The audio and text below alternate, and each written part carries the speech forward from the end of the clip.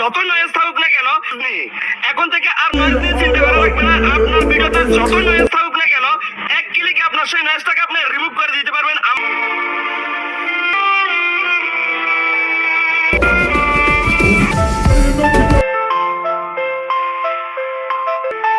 ইয়া মারহাবা, বাংলাদেশ সেনাবাহিনীর সৈনিকগুলো মাশাআল্লাহ